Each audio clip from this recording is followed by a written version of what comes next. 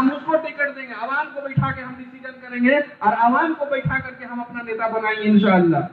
आज 70 साल के बाद हमारी ये हालत, और फिर हमसे ही ये गिला कि तू वफादार नहीं। अरे हम वफादार नहीं तो कोई वफादार नहीं। कोई पूछ सकता है कि आप ये बात कैसे कहे। मैं सांप्रदायिक ताकतों को बता देना चाहता हूं कि हमसे ये गिला कि तू वफादार नहीं, हम वफादार नहीं तो कौन वफादार है यहाँ? ईमानदार शख्स वो नहीं होता है जिसको बेईमानी का मौका ना मिला। ईमानदार वो है जिसको बेईमानी का तो मौका मिला मगर वो अपनी ईमानदारी पे कायम है। 1947 में हमको भी मौका मिला था पाकिस्तान जाने का, मगर जिन्ना के ऑफर को हमने लातों से ठुकरा दिया, इसलिए कि हमने इसी वतन को अपनी सरजमीन माना, इसी ख्वाजा गरीब नवाज की सरजमीन को अपना वतन माना।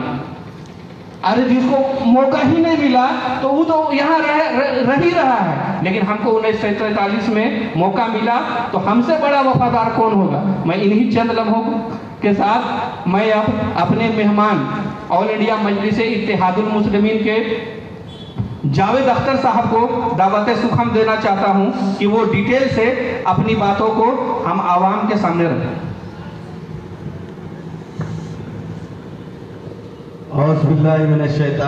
बिस्मिल्लाहिर्रहमानिर्रहीम। चूँकि इस नशिस्त की शुरुआत इब्तिदा कुरान शरीफ के तिलावत से हुई थी, तो ठीक कुरान शरीफ के बाद एक हदीस छोटी सी सुनाना चाहता हूँ। इन्नी आमकुम बखम्स वल जमात वल इत्तेहाद फिल जिहाद फी सबीलिल्लाह। ऐ लोगों, इत्तेहाद में रहो, इल्म हासिल करो, हिजरत करो और जरूरत पड़े तो अल्लाह के राह में जिहाद करो। जिहाद से मुराद कत्ल गारत नहीं बल्कि अपने हक को हुकूक को हासिल करने के लिए जद्दोजहद है।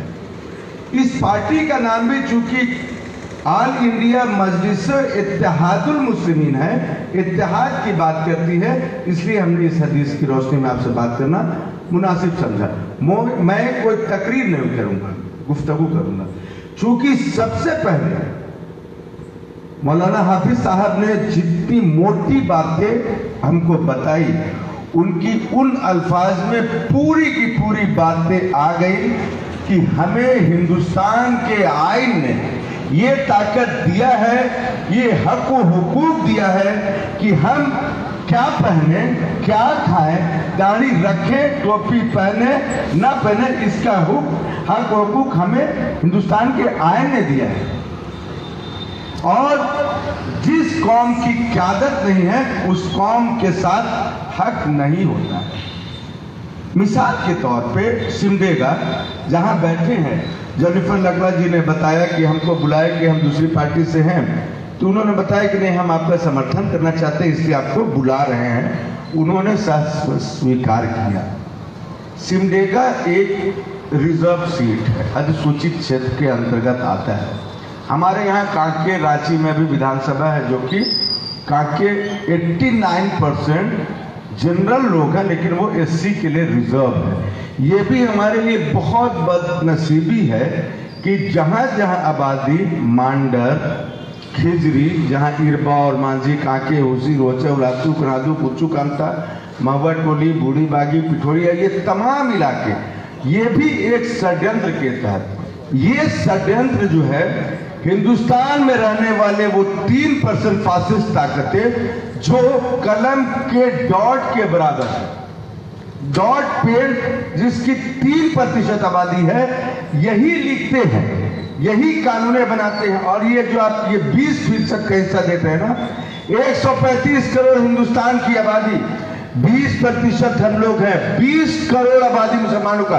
आप बताएं ऐवान में कितने मुस्लिम सांसद हैं? सिर्फ 20 व 22। तो 1 करोड़ आबादी में एक सांसद हमारे, वो भी जिस पार्टी से जीत करके जाते हैं उस पार्टी के सरपरस्त अध्यक्ष उसको बता देते हैं कि खबरदार आपने अगर पार्टी के उसूल, पार्टी के खिलाफ आपको उन्हें बोला तो आपको पार्टी से निकाल देंगे, आपकी सदस्यता रद्द हो जाएगी। वो नाम के मुसलमान होते हैं। झारखंड मुक्ति मोर्चा इसका एग्जाम्पल है। हाजी हुसैन अंसारी साहब और अकील अख्तर साहब 2 MLA हुए, वो कारकुन झारखंड असेंबली गए, लेकिन उन्होंने कभी भी मॉब लिंचिंग, 3 तलाक जैसे कोई भी मामला या गौकसी का मामला, कोई भी मामला तो उन्होंने कभी नहीं कहा। चूंकि वो पार्टी लाइन से हट के बोलेंगे तो उनको पार्टी लाइन से निकाल दिया जाएगा। तब हम चाहते हैं कि ऐसी क्यादत हो, चाहे वो जेनिफर लकड़ा जी हो, चूंकि आपका अधिसूचित क्षेत्र है, आप ऐसे लोगों को अपने बीच से चुन के भेजे जिनके साथ आपके इलेक्शन से पहले मुआहदा हो। आप बैठे कि आप जब वहां जाएंगे हमारे हक हकूक की बात करेंगे, और समझ लीजिए कि मजबूरी में किया गया फैसला सबसे खतरनाक होता है। शादी से कबल अगर किसी ने जना कर दिया किसी के साथ और कानून उसको कहता है कि तुम उसके साथ शादी कर लो, वो मजबूरी में शादी करता है, जिंदगी भर उसको पछताना पड़ेगा। तो आप नॉन बीजेपी नॉन कांग्रेस, आप कभी मत सोचे कि बीजेपी को हराने के लिए हमको कांग्रेस को वोट देना है। मजबूरी में जिस दिन आप कांग्रेस को वोट देंगे, आप उसको वो कांग्रेस आपका नाजायज फायदा उठाएगा, जिस तरह से 70 सालों से नाजायज फायदा उठाएगा। आपसे मैं एक बात पूछना चाहता हूं, मैं चूंकि पहले ही कर दिया कि मैं तकरीर नहीं करूंगा, सिर्फ और सिर्फ गुफ्तगू करूंगा। आज ऐवान में अकेला आदमी वाहिद कर, चाहे वो हमारे शरीयत में मदाखलत की बात हो, चाहे वो 3 तलाक का बात हो, बाबरी मस्जिद का बात हो, अकेला चीखता वो चिल्लाता है किसके लिए? कौम में सियासी बेदारी पैदा करता है, कौम के अंदर एक ऐसी बेदारी पैदा करना चाहता है कि आप भी एक सियासी हुक्मरान पैदा हो हर घर से। इस्लामपुर नाम है, खैरन टोली वहां है। बेहतर होता है कि इससे अंदर कहीं हम लोग गांव के अंदर में बैठते, तादाद ज्यादा होती।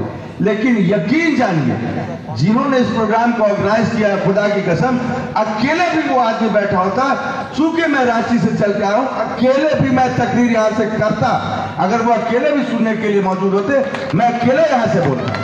आज मैं अकेला बोलूंगा, चूंकि वो हमारा सांसद सालारे मिलत अकेला बोलते हैं। 542 के ऐवान में 540 सांसद उनको जवाब नहीं दे पाते, उनकी हलक में उंगलियां डालकर वो बातों को नहीं दबाते, चूंकि वो हक की बात करते हैं, वह न हिंदू की बात करते हैं न मुसलमान की बात करते हैं, वो संविधान की बात करते हैं।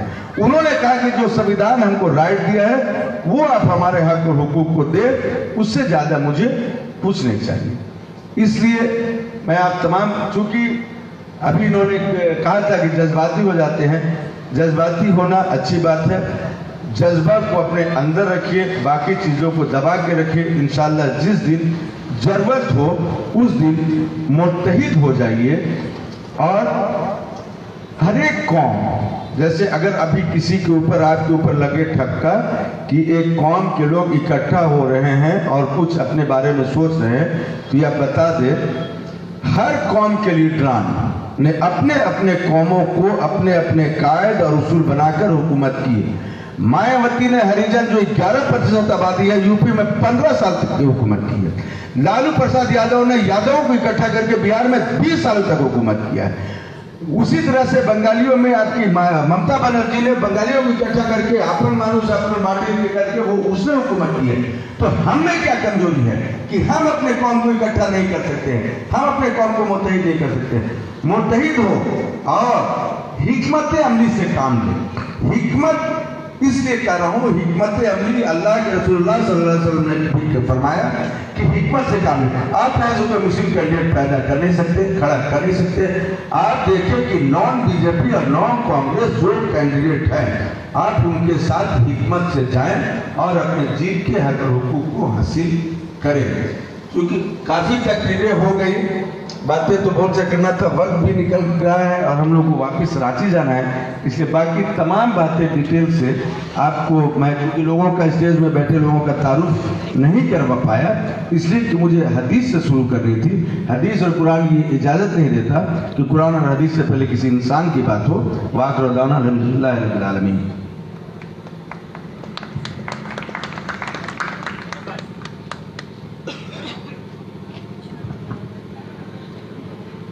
बहुत बहुत शुक्रिया हमारे मेहमान का, जिनको ऑल इंडिया मजलिस इत्तेहादुल मुस्लिमीन के झारखंड के सरपरस्त सुबान मलिक साहब ने भेजा है। बहुत अच्छी बातें रखी। अब आखिर में हमारे मेहमान मोहम्मद शाहिद साहब, जो अभी पूरे झारखंड में अपने वक्त अपना पैसा लगाकर इस कौम को बेदार करने में लगे हुए हैं, हमारे बीच तशरीफ फरमा हैं। अब मैं उनसे गुजारिश करूंगा कि ऑल इंडिया मजलिस इत्तेहादुल मुस्लिमीन के बारे में डिटेल से हम लोगों के सामने अपनी बातें रखें। बहुत बहुत शुक्रिया। आज मेरे लिए खुशनसीबी की बात है कि सिमडेगा के सरजमी पे मुझे आप लोगों के बीच में कुछ कहने और बोलने का मौका मिला। सबसे पहले हाफिज़ सलाउद्दीन साहब जो हमारे मंच में बैठे हुए हैं, मैं उनका तहे दिल से शुक्रिया अदा करूंगा कि इन्होंने बहुत देर हम लोगों का साथ दिया। ओलिवियर लकड़ा जी है, अंजुमन के सदर गयास साहब है, अख्तर खान है, शरीफ खान साहब है, आरिफ खान है, अरशद साहब, डॉक्टर आलम, मोहम्मद रज़ा साहब, और हमारे सामने बैठे जितने हमारे बुज़ुर्ग, हमारे नौजवान साथी हैं, जो दूर में हमारे नौजवान साथी है, जो महिलाएं बहन हमारी माँ बहनें घर में सुन रही है, मैं तमाम लोगों का शुक्रगुजार हूँ कि आपने हमें अपने जगह में बोलने और कहने का मौका दिया। सबसे पहले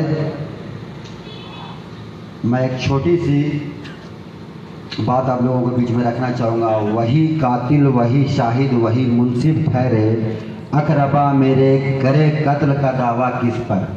ये जो शायर है ये बैठता है राजनीति दलों के ऊपर, इसको हमने रखा है या जिस शायर ने भी रखा है कि जिनके पास हम जा रहे हैं वही मेरे कातिल भी है, वही मेरे मुंसिफ भी है, तो हम लोग जो है इंसाफ के लिए आखिर दौड़े किसके पास। अब हम आज इस प्रोग्राम में चूँकि जनाब हुपान साहब और चंदन सिंह एजाज भाई लोगों को आना था, वो लोग नहीं आ पाए, तो उन्होंने जो जिम्मेदारी दी कि आप लोग सिमडेगा जाकर मजलिस को मजबूत करें, असद साहब के विचारधारा को, अकबर साहब की विचारधारा को, ऑल इंडिया मजलिस इत्तेहादुल मुस्लिमीन के तमाम बातों को आप रखें। जैसा कि आप लोगों को मालूम होगा कि झारखंड के सरजमी पे अभी 3 महीना कबल ऑल इंडिया मजलिस इत्तेहादुल मुस्लिमीन का दस्तक हुआ, और मैं ये बड़ी गर्व के साथ कह सकता हूँ कि पूरे 3 महीना जो रेगुलर जनाब हुपान मलिक साहब, चंदन सिंह साहब, एजाज भाई और हमारे टीम ने, सैयद असीम वकार साहब जिन्होंने हमें जिम्मेदारी हम लोगों को दिया था, उनके कामों, उनके जिम्मेदारी लेने के बाद हम लोगों ने उसे खड़े तौर पर उनको करके दिया। पूरे झारखंड में 24 जिला में हम लोगों ने अपनी कमेटी का विस्तार किया, गठन किया, और 81 विधानसभा में इंशाअल्लाह हम लोग पूरे तौर पर इंशाअल्लाह मजबूती पा लिए हैं। इसलिए तैयारी हम लोगों ने चुनाव की भी कर ली है।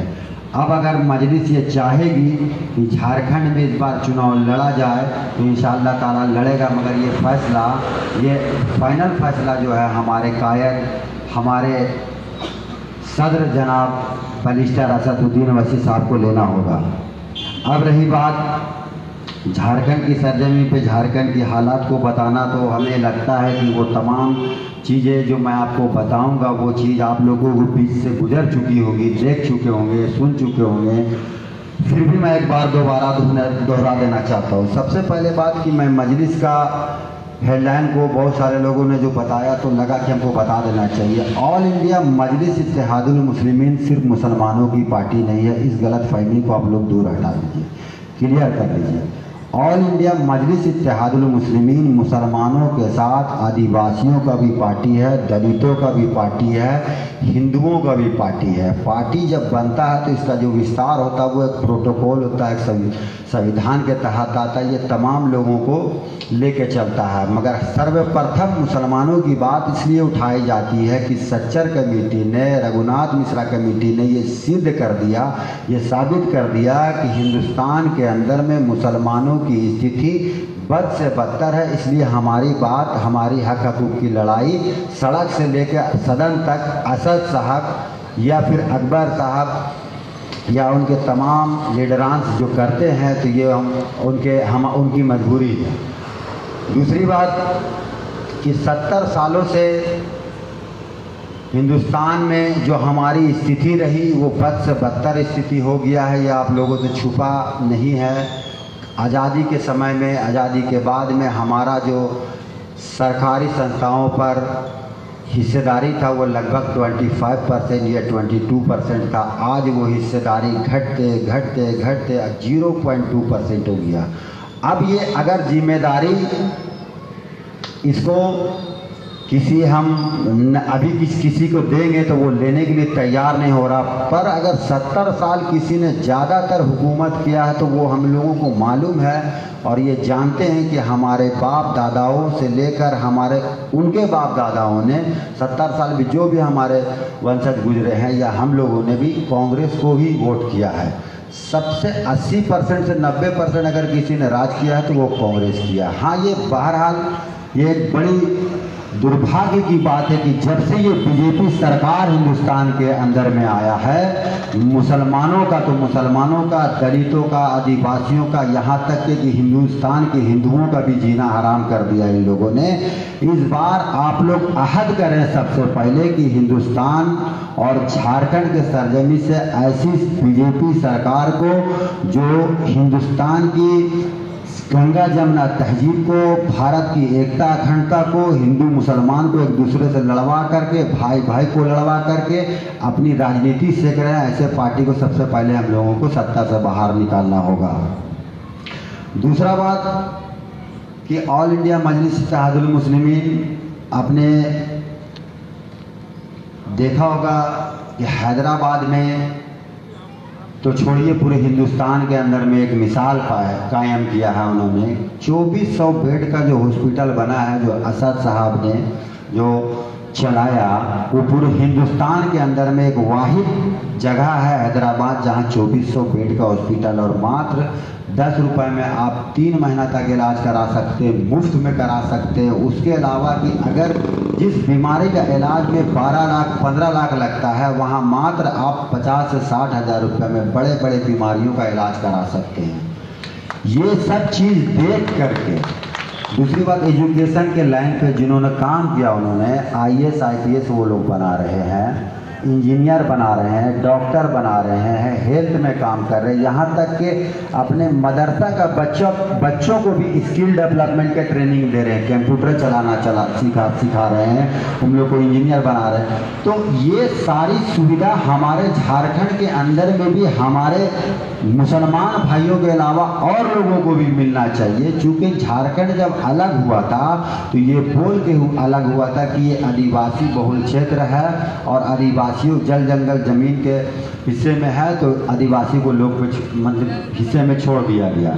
मगर ये मैं बताना चाहता हूँ कि उस आज़ादी के झारखंड के आंदोलन में सिर्फ आदिवासी भाइयों ने हिस्सा नहीं लिया, बल्कि मुसलमानों ने भी हिस्सा लिया, कुर्बानियाँ दिए, जेल गए, रेलवे ट्रैक को उड़ाया, फांसी पे लटके, कई लोगों का इतिहास में कहीं मुसलमानों का नाम नहीं आया। आज झारखंड में मुसलमानों की आबादी 42 लाख है और यही मेरे आदिवासी भाइयों का आबादी 22 लाख है। उसके बाद भी हमारी स्थिति बद से बदतर है। ये पॉलिसी बनाया गया है जो मुस्लिम बहुल क्षेत्र है, जैसे कि फॉर एग्जांपल जावेद भाई ने दिया कि कांके विधानसभा जो रांची में पड़ता है वो 90% मुस्लिम इलाका है। हटिया विधानसभा तो खैर मुस्लिम है, कांके विधानसभा 90% जहाँ मुस्लिम आबादी है उसको रिजर्व कर दिया गया, आरक्षित कर दिया गया। तो ये एक पॉलिसी है। तो ये पॉलिसी अभी तो तुरंत हुआ नहीं, ये बरसों से की। बहुल क्षेत्र को आरक्षित किया गया था, मगर किसी कांग्रेस के ही लीडर ने, जिसका नाम राजेंद्र प्रसाद जी हैं, डॉक्टर राजेंद्र प्रसाद जी ने, उन्होंने ये बात रख करके, लेटर लिख करके इस आरक्षित सीट को जो मुसलमान बहुल क्षेत्र थे उसको हटा दिया गया। तो कहीं ना कहीं षड्यंत्र तो है। अब रही बात कि बीजेपी को हराने के लिए मैं अभी कहना चाहूँगा, कुछ चूँकि अभी समय है विधानसभा में, तो बीजेपी को हराने के लिए हमारे कायर, हमारे तमाम वर्कर, झारखंड के वर्कर शुरू से ये कह रहे हैं बार बार कि हम तमाम छोटी बड़ी सेकुलर पार्टी के साथ में मिलकर काम करने के लिए हम अभी भी तैयार हैं, पर बशर्ते हमें भी हमारा हक मिलना चाहिए।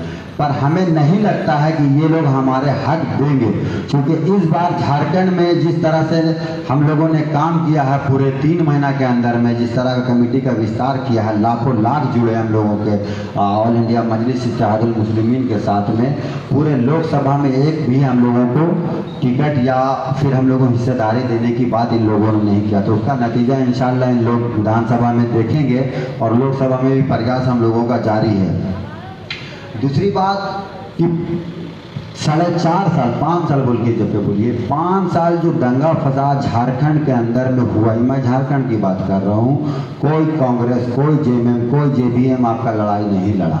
मैं दावे के साथ कह सकता हूँ, अगर आप न्यूज़पेपर पढ़ रहे हैं, सोशल मीडिया देख रहे हैं, न्यूज़ चैनल देख रहे हैं, तो आपके नौजवानों ने, आपके सोशल वर्करों ने, सेकुलर लोगों ने, हिंदू लोगों ने, मुसलमान लोगों ने, आदिवासी लोगों ने, ये तमाम जो सोशल वर्कर लोग थे, ये 4.5 साल 5 साल बीजेपी सरकार से, विश्व हिंदू परिषद से, बजरंग दल जैसा लोगों से मॉब लिंचिंग करके जो जिन लोगों को मारा गया, गौ हत्या के नाम में मारा गया, लव जिहाद के नाम में मारा गया, 3 तलाक का मैटर हुआ, तो आपका ये लोग लड़े हैं। कोई सेकुलर पार्टी आप लोगों के लिए लड़ाई नहीं लड़ा। और ये 4.5 साल इन लोगों ने शांति बनाया रखा कि ये तमाम हम लोगों को और दबाया जाएगा और डराया जाएगा, और इस तरह होते गया और ये लोग हम लोगों को इस तरह से डराते गए हैं। और इसका नतीजा यही हुआ कि आज झारखंड में तरह तरह के लोग जो है प्रोग्राम कर रहे हैं और झारखंड में एक नई राजनीति लाने का पहल कर रहे हैं। मैं याद दिला देना चाहता हूं, 2009 आप लोगों को याद होगा कि झारखंड में हम लोग